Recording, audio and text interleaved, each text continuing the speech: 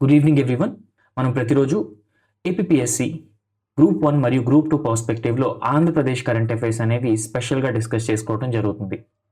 And ఈరోజు కూడా కొన్ని important Andhra Pradesh current affairs topics అనేవి మనం డిస్కస్ చేసుకోబోతున్నాం. అండ్ అందులో మొదటిది సర్కార్ లాలిపాట. సో జనరల్గా ఆంధ్రప్రదేశ్లో కానీ లేదంటే దేశంలో కానీ ఈ ఫీమేల్ లేబర్ ఫోర్స్ పార్టిసిపేషన్ ఏదైతే ఉందో అది చాలా తక్కువగా ఉంది. అది మనందరికీ తెలిసిన విషయమే. అయితే female labour force participation rate తక్కువగా ఉండటానికి ప్రధాన కారణం చాలా కారణాలు ఉన్నాయి. బట్ వాటన్నిటిలోనే ప్రధాన కారణం ఏంటి అని అంటే, సో మహిళలకి ఈ పిల్లల సంరక్షణ బాధ్యత ఏదైతే ఉందో ఆ సంరక్షణ బాధ్యత వల్ల వాళ్ళు వర్క్ ఫోర్స్లో భాగం కాలేకపోతున్నారు. సో అందువల్ల ప్రభుత్వం ఒక కొత్త అండ్ వినూత్న పథకాన్ని తీసుకురాబోతుంది. అదేంటంటే, ఎవరైతే వర్కింగ్ ఉమెన్ ఉంటారో ఆ వర్కింగ్ ఉమెన్ కోసం ఈ ఉద్యోగినులు అండ్ అదేవిధంగా పేద మహిళల పిల్లల సంరక్షణ కోసం రాష్ట్రంలోనే మొట్టమొదటిసారిగా ఈ సంరక్షణ కేంద్రాలు అనేవి ఆంధ్రప్రదేశ్లో ప్రారంభించనున్నారనమాట. సో ఈ సంరక్షణ కేంద్రాలని ఇంగ్లీష్లో క్రెంచ్ ఫెసిలిటీస్ అని కూడా పిలుస్తారనమాట. ఈ సంరక్షణ కేంద్రాలను ఎస్టాబ్లిష్ చేయడం వల్ల జనరల్గా ఏమవుతుందంటే, మహిళలు వాళ్ళ పిల్లల్ని ఈ సంరక్షణ కేంద్రాల్లో ఉంచి ఉద్యోగులు అయితే ఉద్యోగం చేసుకోవడానికి వెళ్ళొచ్చు. అండ్ అదేవిధంగా పేద మహిళలు అయితే, సో పేద మహిళలు కూడా వాళ్ళ వర్క్ ఫోర్స్లో భాగం అయితే, సో వాళ్ళు కూడా పిల్లల్ని ఈ సంరక్షణ కేంద్రాల్లో ఉంచి, సో వాళ్ళు తిరిగి వచ్చే వరకు కూడా ఈ సంరక్షణ కేంద్రాలే అన్ని అవసరాలని కూడా, పిల్లలకు సంబంధించినటువంటి అన్ని అవసరాలను కూడా తీరుస్తాయన్నమాట. సో న్యూట్రిషన్ అయితేనేమి కానీ, ఎడ్యుకేషన్ అయితే కానీ ఏమి, early childhood care and education లాంటివి అయితేనేమి, సో అన్ని విషయాల్ని కూడా ఈ సంరక్షణ కేంద్రాలు అనేవి బాధ్యతగా నిర్వహించడం జరుగుతుంది. అయితే రాష్ట్రంలోనే మొట్టమొదటిసారిగా ఈ సంరక్షణ కేంద్రాలని ప్రారంభించుతున్నారనమాట. ఏ ఏ ప్రాంతాల్లో ప్రారంభించున్నారంటే, ప్రయోగాత్మకంగా, అంటే ఒక రకంగా పైలట్ ప్రాజెక్ట్ లాగా విశాఖపట్నంలో, విజయవాడలో, తిరుపతి.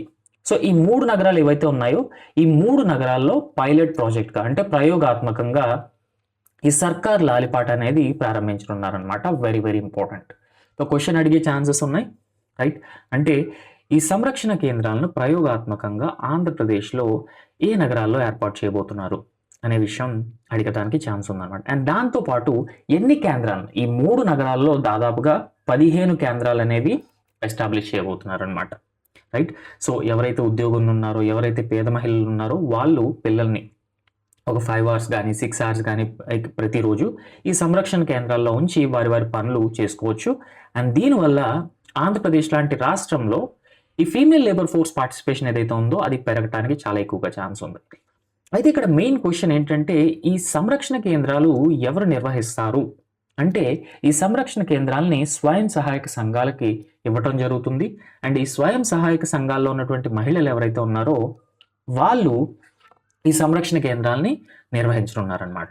అయితే ఈ సంరక్షణ కేంద్రాల్లో ఎట్లాంటి సర్వీసెస్ అనేవి పిల్లలకి ప్రొవైడ్ చేస్తారు అనే విషయాన్ని మనం చూస్తే, పిల్లలకి పౌష్టికాహారం అనేది చాలా చాలా ఇంపార్టెంట్ అనమాట. ఎలా అయితే పిల్లల్ని అంగన్వాడీకి పంపిస్తున్నామో, అంగన్వాడీలు early childhood care and education లాంటివి న్యూట్రిషన్ కూడా ఇస్తున్నాయో, అండ్ అదేవిధంగా ఈ సంరక్షణ కేంద్రాలు కూడా పిల్లల్ని చాలా జాగ్రత్తగా చూసుకుంటూ పౌష్టికాహారం, ప్రాథమిక విద్య, ఆరోగ్య పరీక్షలు, టీకాలు ఏమైనా అవసరమైతే వ్యాక్సిన్ లాంటివి, అండ్ పర్యవేక్షణ ఇలాంటివన్నీ కూడా ఫ్రీ ఆఫ్ కాస్ట్ అనేది చూడటం జరుగుతుందన్నమాట, రైట్? నా ఇది ఖచ్చితంగా ఎవరైతే వర్కింగ్ ఉమెన్ ఉన్నారో వాళ్ళకి బెనిఫిట్ అవుతుంది. ఆంధ్రప్రదేశ్లో వాళ్ళ female labour force participation rate కూడా సిగ్నిఫికెంట్గా ఇంక్రీజ్ అవుతుందన్నమాట. ఎన్ని నగరాల్లో ఏర్పాటు చేయబోతున్నారంటే 3 నగరాల్లో, విశాఖపట్నంలో, విజయవాడ అండ్ అదేవిధంగా తిరుపతిలో ఏర్పాటు చేయబోతున్నారనమాట. అండ్ ఒక్కో నగరంలో ఏర్పాటు చేసేటువంటి ఈ 5 కేంద్రాలు, ఎందుకంటే మొత్తం 15 కేంద్రాలు ఏర్పాటు చేయబోతున్నారు ఈ 3 నగరాల్లో కలిపి. అండ్ ఒక్కో నగరంలో ఏర్పాటు చేసే 5 కేంద్రాల్లో 2 మురికి వార్డులు, అంటే స్లమ్స్ ఏవైతే ఉంటాయో నగరాల్లో, ఇప్పుడు విజయవాడ కానీ విశాఖపట్నం కానీ ఇలాంటి సిటీస్లో కూడా స్లమ్స్ ఉంటాయి అన్నమాట. సో ఈ 5 కేంద్రాల్లో, ప్రతి నగరంలో ఏర్పాటు చేసే 5 కేంద్రాల్లో 2 కేంద్రాలు అనేవి మురికి వార్డులు అంటే స్లమ్స్లో ఏర్పాటు చేస్తారు. అండ్ మిగిలిన 3 ఏ ప్రదేశాల్లో అయితే మధ్యతరగతి కుటుంబాలు నివాసం ఉంటున్నారో ఆ ప్రాంతాల్లో ఈ సంరక్షణ కేంద్రాలు అనేవి ఏర్పాటు చేయబోతున్నారు అన్నమాట, రైట్? అండ్ ఎంత వయసున్న చిన్నారుల్ని ఈ సంరక్షణ కేంద్రంలో పరిరక్షించడం జరుగుతుంది.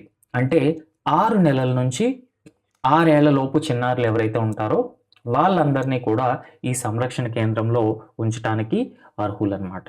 అయితే ఒక్కొక్క కేంద్రంలో మొత్తం 13 నగరాల్లో 15 సంరక్షణ కేంద్రాలు అనేవి ఎస్టాబ్లిష్ చేయబోతున్నారు. ఒక్కొక్క సంరక్షణ కేంద్రంలో దాదాపుగా 25 మంది పిల్లలకి ప్రవేశం ఉంటుందన్నమాట. అండ్ ఈ స్లమ్ ఏరియాస్ ఏవైతే ఉన్నాయో, స్లమ్ ఏరియాస్లో సెటప్ చేయబోతున్నటువంటి సంరక్షణ కేంద్రాలు, మురికి వాడల్లో ఈ పేద మహిళల పిల్లలకు ప్రవేశం, సంరక్షణ, టీకాలు, న్యూట్రిషను, ఎడ్యుకేషన్ ఇవన్నీ కూడా ఫ్రీ ఆఫ్ కాస్ట్ ప్రొవైడ్ చేయబడతాయి అన్నమాట. అండ్ దాంతోపాటు మధ్యతరగతి కుటుంబాల కోసం ప్రారంభించేటువంటి కేంద్రాల్లో వాళ్ళకి అందుబాటులో ఉండే విధంగా ధరల్లో ఛార్జీలు కూడా వసూలు చేయడం జరుగుతుందన్నమాట. రైట్. సో అంగన్వాడీస్కి వీటికి డిఫరెన్స్ ఏంటి అని అంటే, ఎవరైతే వర్కింగ్ ఏజ్ ఉమెన్ ఉంటారో, వర్క్ చేస్తూ ఉంటారో వాళ్ళు తమ పిల్లల్ని ఒక 6 hours కానీ లేదంటే 5 hours కానీ ఆ వర్క్ పీరియడ్ ఏదైతే ఉందో ఆ పీరియడ్లో వాళ్ళు ఈ సంరక్షణ కేంద్రాల్లో ఉంచి వర్క్ చేసుకోవడానికి వెళ్ళొచ్చు అనమాట. పూర్తి బాధ్యతలన్నీ కూడా ఈ సంరక్షణ కేంద్రాలే చూసుకుంటాయి. రైట్.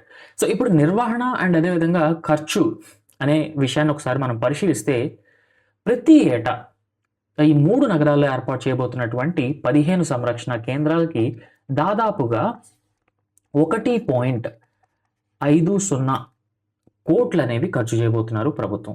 రైట్. సో అంటే 1.5 crores అనేవి ఈ సంరక్షణ కేంద్రాలకి ప్రభుత్వం ఖర్చు చేయబోతుంది. అండ్ దాంతోపాటు ఈ స్వయం సహాయక సంఘాలు అంటే సెల్ఫ్ హెల్ప్ గ్రూప్ ఉమెన్, వీళ్ళు ఈ స్వయం సహాయక సంఘాలు ఈ సంరక్షణ కేంద్రాలని నిర్వహిస్తారని చెప్పేసి మనం ఆల్రెడీ డిస్కస్ చేసుకున్నాం. అండ్ వీళ్ళ ఆధ్వర్యంలో నిర్వహించే ఒక్కో కేంద్రంలో 3 సహాయకులను కూడా ఏర్పాటు చేస్తున్నారనమాట. సో ఒక్కొక్క కేంద్రంలో 3 సహాయకులు ఈ చిన్నపిల్లల మొత్తం అవసరాలన్నీ కూడా చూసుకుంటారు. అయితే దీని ఏర్పాటుకు సంబంధించి రాష్ట్ర ప్రభుత్వం పురపాలక పట్టణాభివృద్ధి శాఖ ఆల్రెడీ మార్గదర్శకాలు కూడా జారీ చేయడం జరిగింది. ఇది సర్కారు లాలిపాట అనమాట. రైట్ అండి. సో నెక్స్ట్ ఇంపార్టెంట్ టాపిక్ ఏంటి అంటే, ఆయిల్ పామ్ గెలలు టన్నుకు 23,656 రూపాయలు అనేది ఆంధ్రప్రదేశ్ ప్రభుత్వం అనౌన్స్ చేయడం జరిగిందనమాట. సో ముఖ్యంగా ఆంధ్రప్రదేశ్ ఆయిల్ పామ్ అనేది ద రిలేషన్ అంటే ఆంధ్రప్రదేశ్కి ఆయిల్ పామ్కి ఉన్న రిలేషన్ అనేది మనం అర్థం చేసుకోవాలి. ఎందుకంటే దేశంలోనే అత్యధికంగా ఆయిల్ పామ్ ఉత్పత్తి చేసే రాష్ట్రం ఏంటంటే ఆంధ్రప్రదేశ్ అండి. అంటే దేశంలోనే అత్యధికంగా ఆయిల్ పామ్ ఉత్పత్తి చేసేటువంటి రాష్ట్రం ఏదంటే ఆంధ్రప్రదేశ్. ఆంధ్రప్రదేశ్ తర్వాత రెండవ అత్యధిక ఆయిల్ పామ్ ఉత్పత్తి చేసే రాష్ట్రం ఏంటంటే అది తెలంగాణ అండి. సో తెలంగాణ రెండవ అత్యధిక ఆయిల్ పామ్ అనేది ఉత్పత్తి చేస్తుందన్నమాట. ఈ ఆంధ్రప్రదేశ్ తెలంగాణ రెండు కలిపి దేశంలో దాదాపుగా 90% ఆయిల్ పామ్ అనేది ఉత్పత్తి చేస్తున్నాయి అనమాట. అంత ఎక్కువగా ఈ రాష్ట్రాలు తెలుగు రాష్ట్రాలు ఏవైతే ఉన్నాయో అవి ఆయిల్ పామ్ ఉత్పత్తి చేస్తున్నాయి. సో బట్ ఇది చాలా ఇంపార్టెంట్ అనమాట. అయితే ఈ ఆయిల్ పామ్ ఉత్పత్తి అనేది ప్రోత్సహించడానికి ఆంధ్రప్రదేశ్ ప్రభుత్వం రీసెంట్గా 23,656 రూపాయలు అనేది ఆయిల్ పామ్ ధర ఒక టన్నుకు ప్రకటించడం జరిగిందనమాట. రైట్. నౌ ఈ ఆయిల్ పామ్ అనేది మనం ఒకసారి పరిశీలిస్తే, ఇండియా అనేది largest importer of oil palm అండి. అంటే ఇప్పుడు ఇండోనేషియా కానీ, మలేషియా నుంచి కానీ, లేదంటే మిగిలిన లాటిన్ అమెరికా కంట్రీస్ నుంచి కానీ మనం ఆయిల్ పామ్ అనేది దిగుమతి చేసుకుంటున్నాం. ఎందుకంటే మన వంట నూనె అవసరాల కోసం ఈ ఆయిల్ పామ్ అనేది దిగుమతి చేసుకుంటున్నాం. So India one of the largest importer of oil palm అనమాట. అయితే ఈ ఆయిల్ పామ్ ఉత్పత్తిలో స్వయం సమృద్ధి సాధించాలి, మనం దిగుమతుల పైన ఆధారపడకూడదు అనే ఉద్దేశంతోనే ప్రతి రాష్ట్రంలోని కూడా, ప్రతి రాష్ట్రం అంటే కొన్ని రాష్ట్రాలు ఈ ఆయిల్ పామ్ సాగుకి అత్యంత అనుకూలం అనమాట. ఫర్ ఎగ్జాంపుల్ ఇండియాలో ఉన్నటువంటి ఈ నార్త్ ఈస్ట్ రీజన్ ఏదైతే ఉందో, ఈ north east region oil palm సాగుకి అత్యంత అనుకూలం. అండ్ దాంతోపాటు ఈ Andaman and Nicobar islands group ఏదైతే ఉందో ఇది కూడా ఆయిల్ పామ్ సాగుకి అత్యంత అనుకూలం అనమాట. సో అందుకోసం కేంద్ర ప్రభుత్వం ఈ అనుకూలంగా ఉన్న ప్రాంతాలు ఏవైతే ఉన్నాయో వాటిలో ఆయిల్ పామ్ సాగుని ప్రోత్సహించడానికి, ఇంక్రీజ్ చేయడానికి national mission on oil seeds and oil palm అండి. Oil seeds and oil palm అనే ప్రోగ్రామ్ని లాంచ్ చేయడం జరిగిందనమాట. National mission on oil seeds and oil palm, national mission on edible oils, within that national mission on oil seeds and oil palm అనే ఒక కొత్త మిషన్ని launch చేయడం జరిగింది. దీని యొక్క ఆబ్జెక్టివ్ ఏంటంటే, ఏవైతే కొన్ని రాష్ట్రాలు ఉన్నాయో, సో ఆ రాష్ట్రాల్లో, ఆ ప్రదేశాల్లో ఆయిల్ పామ్ కల్టివేట్ చేయడానికి అనుకూలమైన పరిస్థితులు ఉంటే ఆ రాష్ట్రాల్లో ఈ ఆయిల్ పామ్ కల్టివేషన్ అనేది ప్రమోట్ చేయాలి. ఆయిల్ పామ్లో మనం స్వయం సమృద్ధి సాధించాలి, వేరే దేశాల దిగుమతులపై మనం ఆధారపడకూడదు అనే ఉద్దేశంతో దీన్ని తీసుకురావడం జరిగింది. అయితే ఇప్పుడున్న పరిస్థితుల్లో ఆంధ్రప్రదేశ్ అనేది లార్జెస్ట్ ఆయిల్ పామ్ ప్రొడ్యూసర్గా ఎమర్జ్ అవడం అనేది ఒక సిగ్నిఫికెంట్ ఇష్యూ థింగ్ అనమాట. రైట్. సో ఇప్పుడు మనం ఒకసారి పరిశీలిస్తే రాష్ట్ర చరిత్రలో ఎప్పుడూ లేనంత రికార్డు స్థాయి ధర ఆంధ్రప్రదేశ్ ప్రభుత్వం ఈ పామ్ ఆయిల్ రైతులకి ప్రకటించడం జరిగింది. ఇంతకుముందు ఎప్పుడు కూడా ఇంత ఎక్కువ రేట్ అనేది ఈ ఆయిల్ పామ్కి ప్రకటించడం జరగలేదన్నమాట. అండ్ ఇంకొక ముఖ్యమైన విషయం ఏంటంటే, ఈ ఆయిల్ పామ్ సాగులో కూడా ఆంధ్రప్రదేశ్ మొదటి స్థానంలో ఉందన్నమాట. సో దాదాపుగా ఆంధ్రప్రదేశ్లో 2.11 లక్షల మంది రైతులు 2.82 లక్షల హెక్టార్లలో ఈ ఆయిల్ పామ్ అనేది సాగు చేయడం జరుగుతుంది ఆంధ్రప్రదేశ్లో. అండ్ 2024-25 ఆర్థిక సంవత్సరంలో 55,645 ఎకరాల్లో, 25-26 ఆర్థిక సంవత్సరంలో 75,360 ఎకరాల్లో కొత్తగా ఈ ఆయిల్ పామ్ తోటలు అనేవి కల్టివేట్ చేయడం జరిగింది.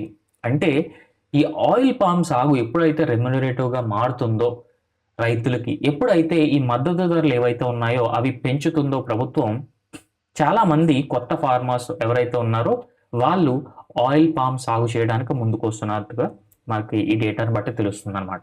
అయితే ఫలితంగా గత దశాబ్దంలోనే ఈ సంవత్సరం రాష్ట్రంలో అత్యధిక ఆయిల్ పామ్ సాగు చేస్తున్నట్లు మనకి దగ్గరున్నటువంటి డేటాను బట్టి కూడా తెలుస్తుంది అనమాట. అయితే సో ఈ ఆయిల్ పామ్ సాగులో దేశంలో ఆంధ్రప్రదేశ్ మొదటి స్థానంలో ఉంటే, రెండో స్థానంలో తెలంగాణ అండ్ అదేవిధంగా కర్ణాటక, మూడో స్థానంలో తమిళనాడు, నాలుగో స్థానంలో, అండ్ కేరళ, మిజోరాం 5వ స్థానాల్లో ఉన్నాయన్నమాట. రైట్ అండి. సో మొత్తం ఆయిల్ పామ్ విస్తీర్ణంలో భారతదేశంలో ఆయిల్ పామ్ విస్తీర్ణంలోనే కాదు, ఉత్పత్తిలో కూడా ఆంధ్రప్రదేశ్ మొదటి స్థానంలో ఉంది ఈ ఆయిల్ పామ్ సాగులో. సో దేశం మొత్తంలో ఉన్నటువంటి ముడి ఆయిల్ పామ్ ఉత్పత్తిలో అత్యధికం ఆంధ్రప్రదేశ్ నుంచే వస్తుంది. ఇక్కడ ఉన్నటువంటి వాతావరణ పరిస్థితులు, అదేవిధంగా నీటిపారుదల సౌకర్యాలు, ఇవన్నీ కూడా ఆయిల్ పామ్ సాగుకి అత్యంత అనుకూలంగా ఉన్నాయన్నమాట. సో ఆంధ్రప్రదేశ్ తర్వాత తెలంగాణ కూడా రెండో అత్యధిక ఆయిల్ పామ్ ప్రొడ్యూస్ చేసేటువంటి రాష్ట్రం అనమాట. రైట్ అండి. సో ఆంధ్రప్రదేశ్, తెలంగాణ 2 స్టేట్స్ కలిపి దాదాపు 90% ఆయిల్ పామ్ అనేవి ప్రొడ్యూస్ చేస్తున్నాయి దేశంలో. దాని తర్వాత కర్ణాటక 3rd ప్లేస్లో ఉంది. కర్ణాటక తర్వాత తమిళనాడు 4th ప్లేస్లో, అండ్ 5th ప్లేస్లో కేరళ అండ్ మిజోరాం కూడా ఉన్నాయన్నమాట. రైట్ అండి. So that's all for today, and thank you so much.